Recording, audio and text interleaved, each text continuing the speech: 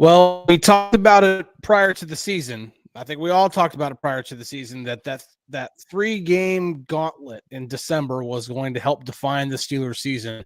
And well, it went about as badly as you could ever anticipate it going. So with that, welcome to the Southside Beat here on the DK Pittsburgh Sports Podcasting Network.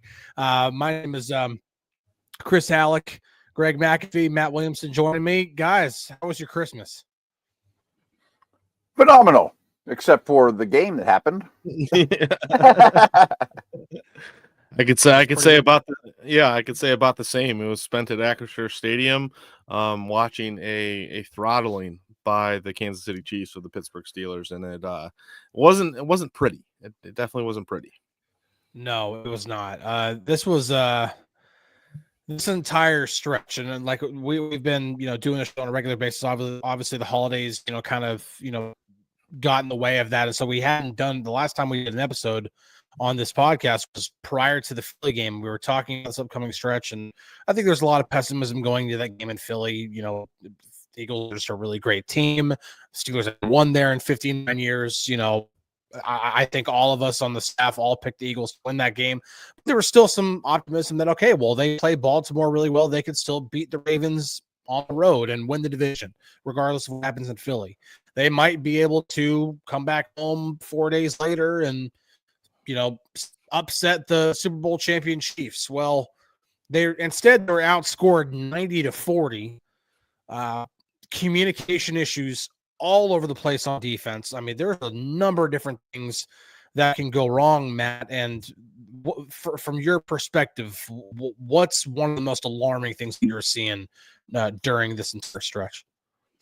Well, you mentioned it. I mean, I think not to sugarcoat it, but I mean, they played what I think are 3 tier 1 teams that are all probably playing their best football of the season. I was super. I think you're nuts if you do this for a living and you don't at least isolate the opponent and try to think as they think. And Baltimore's defense, since the Steelers saw them last, has figured out an awful lot and is playing at a very, very high level. We know what their offense is capable of and has been all year. Philly, I mean, I know that Hurts is out now, but the version they got has as they've played for the last couple months before that, which is exceptional football, not losing at all, running over teams left and right, maybe the best defense in the league. And I thought the Chiefs have taken it up a notch too. Their receivers are sharper. Mahomes getting the ball out of his hands at a ridiculous level.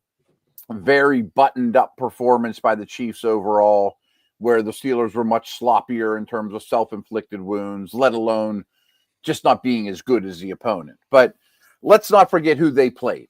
So I do think there's 20 teams that go 0-3 in that gauntlet. Maybe 25. I mean, I don't think there's a ton of shame going 0-3 in that gauntlet.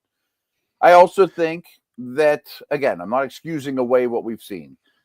2 of these Christmas teams had a week 14 bye, which I think is a very nice advantage for that stretch. And Baltimore got to kind of play a warm-up game against the Giants, who have no interest in winning football games right now, where the Steelers' warm-up game was at Philly, and they had been on the road quite a bit before that. 4 out of 5 home games there, with the Cleveland home games squeezed in between. So, again, when the schedule came out, we knew this was going to be hard, and it's every bit that way. That being said, and again, okay, I'm gonna get all the excuses out of the way, just so people know.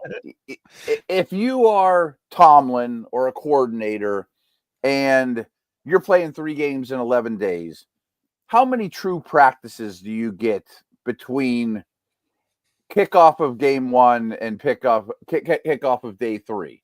Not many. And I'm sure Houston's suffering through the same thing, going, our protection's a mess. We can't pick up a blitz. I'm talking about Houston. Well, we know that it's terrible. Every defensive coordinator on the planet knows it's terrible, but we really don't have any resources to fix it right now. So we're just going to try to stop the bleeding. I mean, it's a gusher. It's bleeding everywhere. So if you have a major problem that pops up or a deficiency, there really isn't the practice time to get it right, let alone pulling anyone off the street that can play man coverage for you or replace George Pickens, or et cetera, of course. So I think people don't realize, hey, we saw the same problem last week. Yeah, they had one practice in between. Yeah, you saw the same problem last week. And of course, teams are going to attack it. But these problems are real. I mean, like against the Chiefs, your biggest advantage was we got great edge rushers against really bad offensive tackles. So if by chance Kansas City decides that they're going to get the ball out at an uncommonly quick rate, what can we do to counter that? Well, we could press their receivers at the line of scrimmage with press man corners. Well, you only have one of those on the roster and he's hurt. You know, like you're not going to press Worthy and Brown with Pierre or Trice. You know, I mean, you talk about they tried. They tried. You know, I mean, they ended up trying to blame them. Right. Yeah. So it's bad. Their communication stuff in zone is terrible, or in coverage is terrible. There's some things popping up with Wilson that I don't love. That's for sure. They definitely look a playmaker short on offense or two to hang with these type of teams. Yeah, you'll beat the Browns without Pickens or whatever, but you're not going to beat the Ravens or the Bills or, you know. Yeah. Greg, for you, like what's the more pressing issue? Is it on offense or defense right now? Because to me, there are a number of issues on both sides of the ball. At least they got a little healthier on the offensive side, getting George Pickens back. But I mean, I just went through the film for the last 2 days, and the communication issues on defense have been absolutely atrocious. Yeah. I mean, you're seeing guys stand around with hands on their hips, arms in the air, being like, "What is going on?" Greg, what's really standing out to you? Is it more of an offensive issue or defensive issue, or is this just like all 53 guys are just completely discombobulated right now? So I would have to say it's the defense, because the players are there. We always knew that this offense wasn't going to be anything at the top of the league. It was going to be a middle of the league type offense that was going to be powered by George Pickens in the passing game and a strong running game with Najee Harris and Jaylen Warren. So the offense is where we thought it was going to be. I think it's probably a little bit below where we thought it was going to be, but it's definitely struggling. I would say the bigger problem here that is more apparent, and that is the bigger concern, is definitely the defense. I mean, we're talking about the highest paid defense in the league. We're talking about a defense that has excelled at times this year and has given up 3 touchdowns in the past 2 weeks, that a tight end is standing all alone with a defender nowhere near him. So you're consistently starting to see those problems, and it's definitely a concern given the success they've had in the past and the playmakers that they have on that side of the ball. Yeah, because it's not like the defense hasn't had really great performances against really good offenses. Remember, they played pretty well against Washington earlier in the year, and it wasn't their best performance, but they had some really good moments in that game. But then they also really shut down the Ravens offense in that first matchup at Acrisure Stadium. I mean, held them to season lows in total yards and points. And I mean, when you held that offense 16 points, you're like, okay, that was a heck of a performance. And right now you're seeing like the same type of issues that you would see, but I would say even worse, like back in September. Mike Tomlin would probably call it September ball. I might even call it JV with how bad it's been. I mean, very, very basic things, man coverages, guys not knowing which man to pick up, and all it took. I remember there was one play in particular where the Chiefs had a bunch to the right, and Xavier Worthy moved in motion to the left and then came right back. I mean, it's not like he went all the way across the formation and then came back. We're talking about moved to the end of the line and then came right back. And you just saw the triangle of defenders that were covering those 3 guys just go hands in the air. Everybody's pointing everywhere. It just completely threw them for a loop. It's like that stuff should not confuse you the way it has. Chris, real quick on that. I host a Thursday night show with Merrill Hodge and Mike Pursuta. And Merrill's a big-time tape guy, as you know. And we just did it yesterday. And he said – and I guess when he said it, I'm like, yeah, that's very obvious, I guess. And I should have been more on top of it. But as you mentioned, it's one of those things that every coordinator knows, like I talked about, but they're not getting fixed, is when they go trips the opponent, for whatever reason, the Steelers don't know what to do. Like motion and trips and bunches all to one side. 3x1 sets are giving them all kinds of havoc. And of course, Andy Reid saw it coming in. Of course. And who's better to exploit it than that? I mean, and maybe there's more to it than, boy, this is simple stuff. We should fix it. I'm sure there is. But this also isn't AP biology either, you know?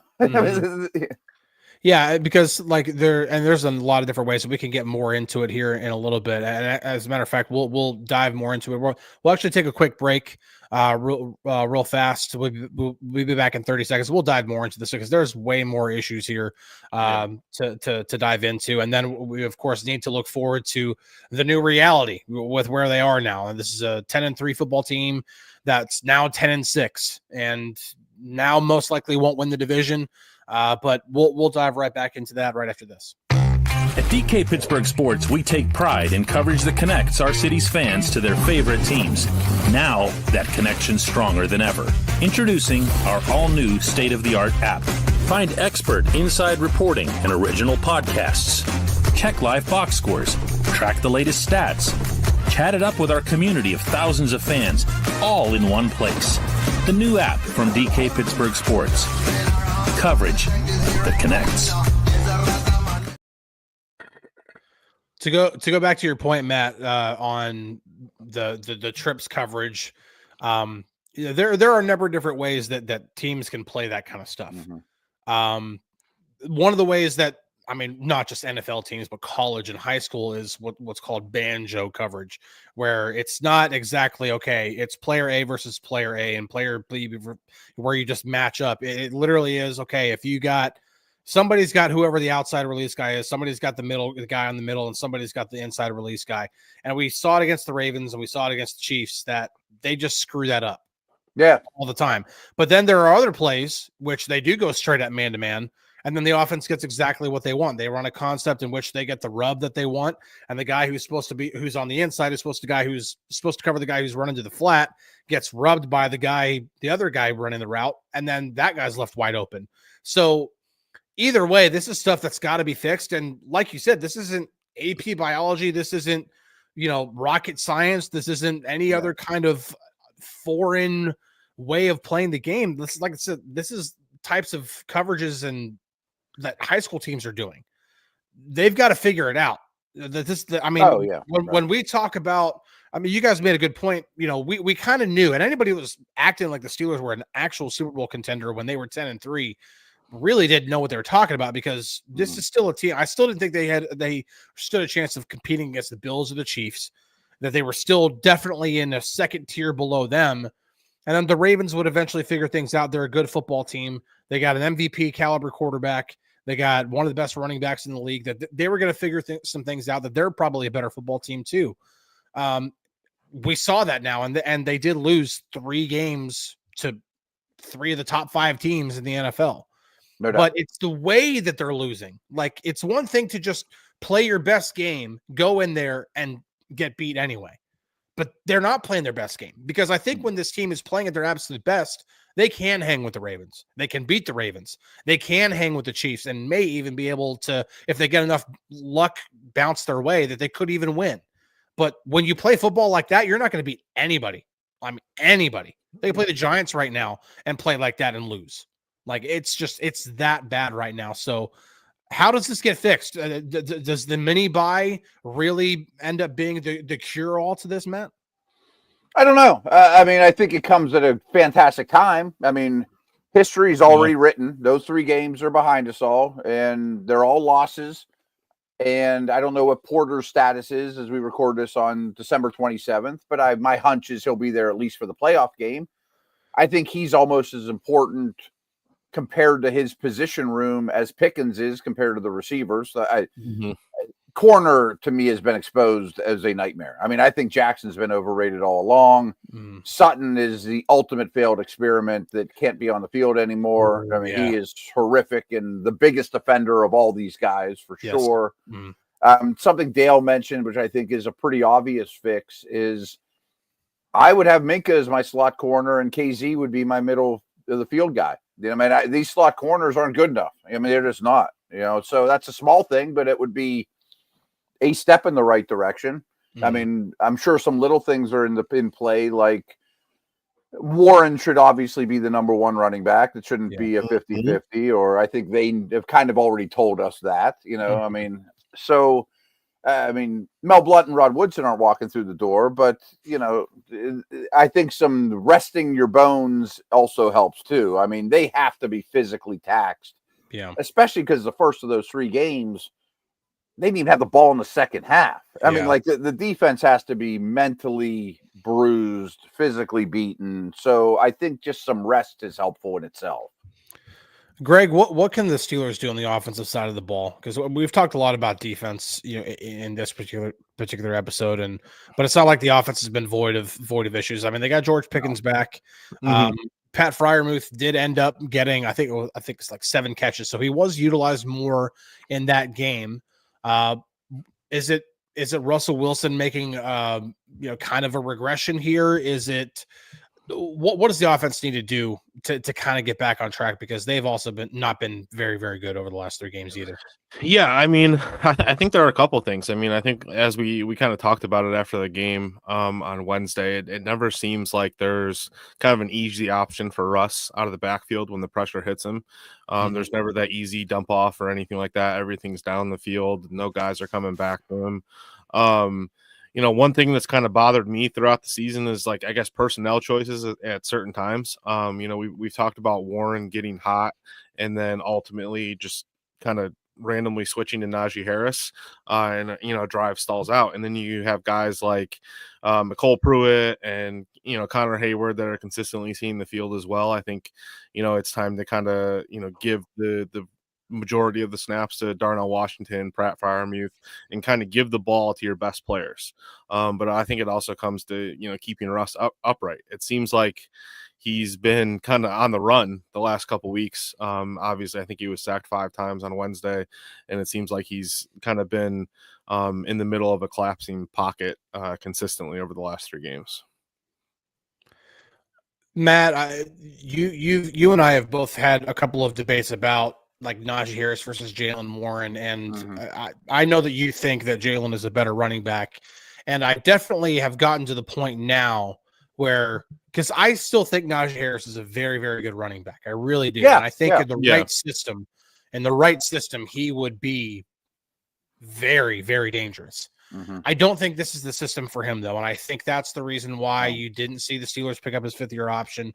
Arthur Smith, I mean, okay, I'll paint the picture. I've painted the picture before, but I'll paint it again. Back in 2019, 2020, Kyle Shanahan, Sean McVay, Arthur Smith, a few other guys were all doing this wide zone stuff and just obliterating defenses with it. That's what they were doing. Shanahan was doing it, obviously, in San Francisco, McVay with the Rams, and Arthur Smith with the Titans. I mean, these were the top offenses in the league. They were destroying teams with this wide zone system. And in recent years, you've seen Shanahan and McVay, probably more McVay, go to more gap stuff. We've seen Arthur Smith stick with the wide zone stuff. He is adamant that that's the way he wants to run offense. He wants to run the football is predominantly through wide zone. And Jalen Warren has now proven, just look at the tape, that he is the better wide zone runner. So, I mean, I know that we're all going to say that Jalen Warren should now probably be the number 1 guy, but does that actually happen, Matt? Do we actually see Jalen Warren come out on the very first play of the game in the huddle and be the guy in the backfield? I don't know. I mean, I'm with you that this scheme is not very Najee friendly. I also think he passes up holes he should hit, and his vision isn't great, and he certainly doesn't have great burst. But he's nasty, and he's hard to get on the ground, and he's competitive, and he's big, and he's strong. And he's durable. And he's durable, and he's reliable. I mean, those are all great traits. And also, he does harder things through his career than Warren. Number of players in the box, 1st and 10, short yardage. He lands a lot of body blows in the early rounds, the payoff later. And I don't know that Warren can handle the workload that Najee has. I agree with that. That being said, I mean, we haven't been together for a while, but something I've really stressed these last couple of weeks that you guys already mentioned is it's time to consolidate, the work assignments on offense. If it's 2 receivers, it needs to be Pickens and Austin. If it's two tight ends, it's Washington and Freiermuth. Warren more so than Najee. 70-30, 65-35, whatever. And I think they're sort of trending that way, at least. We're basically in playoff time here. I can live with a little Skournick, but I can't live with Patterson and Pruitt and Hayward. More than 5 snaps or whatever. I could tell you right now that whenever there was a play that happened during the Christmas game, and I don't remember what the exact play was, but it was a positive play for the offense, and literally had to come back because there was an offside call on Connor Hayward, and I'm just like, of course it's one of those guys, and I think the personnel choices, and this is something that I think the Steelers need to fix, not only now. I mean, we're talking week 18 against the Bengals team that might actually be fighting for their playoff lives. Like, still, if they beat the Broncos and they're still in it, regardless of what happens with the Chargers, because the Chargers are most likely going to beat the Patriots. They can still make it, and they'll be fighting for their playoff lives at that point. But even going forward, they've got to stop committing these, I don't know what it is, promises or whatever to certain types of players. They don't need to be promising snaps to Cordero Patterson or Michael Pruitt or Van Jefferson just because they were Arthur Smith guys before.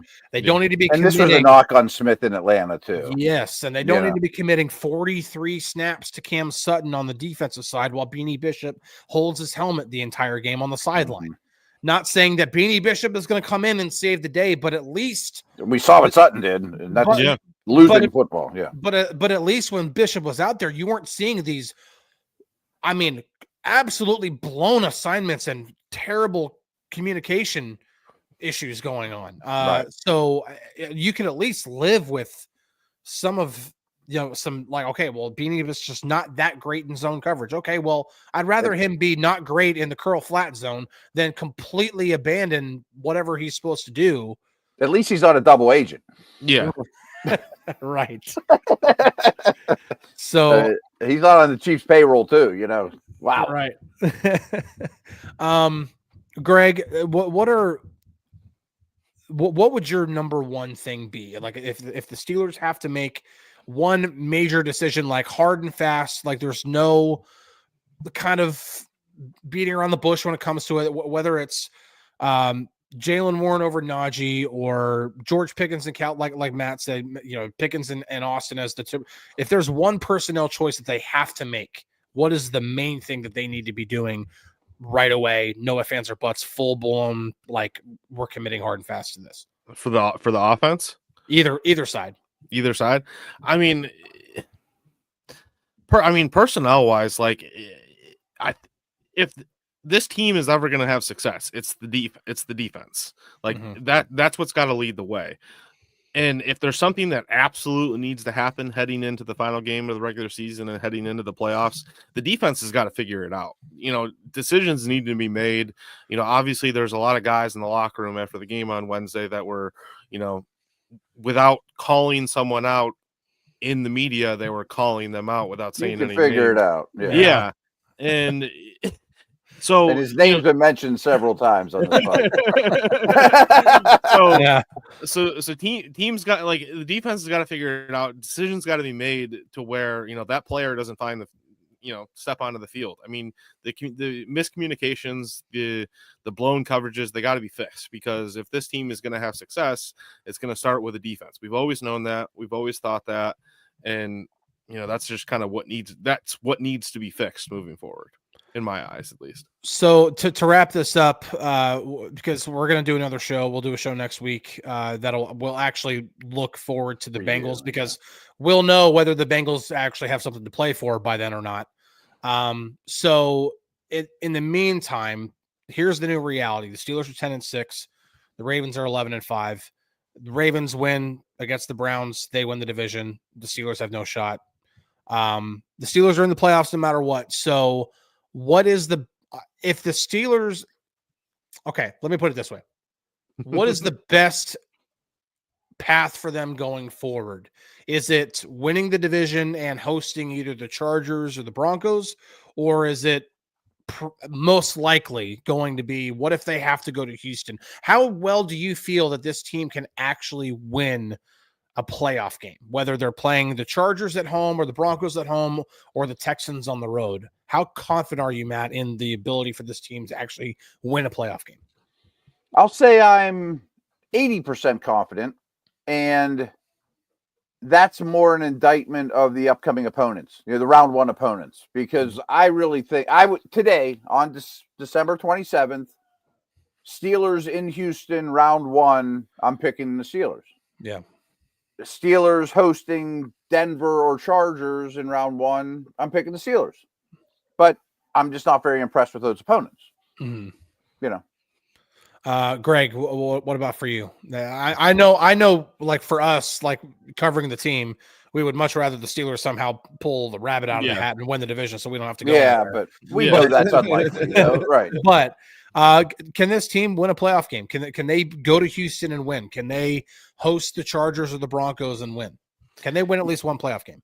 Yeah, I mean, I'm kind of in the same boat as Matt. I think if if they go to Houston and they take on the Texans, I think they can come out with a W. If they host the Chargers or the Broncos, I think it's a win. They've showed their ability to do that earlier this season, even though it was in the second and third weeks of the season. Mm-hmm. I still think they can host a home playoff game and grab a W. If they somehow fall, I don't know if this is a possibility, but if they fall down enough where they got to go to Buffalo, that's probably not happening. No. But I think like Matt said, it's more of an indictment on who they'll play in the first round rather than where they are at right now. But if they don't fix any of these mistakes, I would put it at like a 65-70% win in the first game if they don't fix these mistakes. Mm-hmm. Yeah. So just gonna throw this out there just based off of percentages, and if you are the type of person who wants to think optimistically, the Steelers are most likely going to be playing on the road, and if they were to somehow get the 5 seed, they'll be playing in Houston. And I do think they could win that game. Houston is you think the Steelers are in a free fall, the Texans are really in a free fall. But at that point, if they were to win that game, it's most likely going to Kansas City in the divisional round, because the Ravens and Bills would most likely take care of business against the Chargers and Broncos. They'd be big favorites, yeah. And so the divisional round would most likely be the Bills hosting the Ravens, and then the Steelers having to go to Kansas City and face the Chiefs. And even if they were to pull the rabbit out of their hat there, they're going to have to go either to Buffalo, which I don't like that situation for the Steelers at all. I actually think they have a better chance of winning in Kansas City than they do in Buffalo. Yeah. Or they would have to try to go to Baltimore and beat the Ravens on the road, which they didn't do last time. I think they can beat the Ravens, but on the road is a big difference. So there's your road to the Super Bowl, ladies and gentlemen. If you're looking for the most realistic road, it's most likely at Houston, then at Kansas City, then either at Buffalo or Baltimore. So yeah, that trophy's not easy to get. They don't just give it away to anybody. I would not be picking the Steelers to win the Super Bowl this year. No. I do think this is going to be the low point of the season, though. Yeah. I mean, I think 10 days off, healing some bumps and bruises, in resting and fixing things. I think we'll get better performances, whether that means wins or losses these next 2 games or not. I don't know. But I bet some things get cleaned up, and I don't think Sutton's going to be on the field much anymore, and things like that. Well, you would hope. One other side note: I mean, I would hope that they have a little bit better fumble luck too. They've caused fumbles, but for whatever reason, they don't seem to pick them up. It just that compounds the problem. Yeah. All righty. Well, we're gonna go ahead and wrap this up. We'll be back next week, and like I said, we'll get more into the actual matchup with the Bengals coming up. Now that we've very pessimistically reviewed the last 3 games, it wasn't holiday cheer. No, but it wasn't necessarily the 3 prettiest games either, and so they kind of deserve the criticism. So, but we'll preview the game against the Bengals. Like I said, they could be facing a Bengals team that's trying to make that 7 seed. Or they'll be facing a Bengals team that most likely won't have T. Higgins, may not even have Joe Burrow, Jamar Chase, if they have nothing to play for. So either way, we'll find out, and we'll be back next week. In the meantime, try to enjoy the rest of the holiday season, enjoy New Year's, and we'll catch you guys on the Flippity Flip. Happy holidays.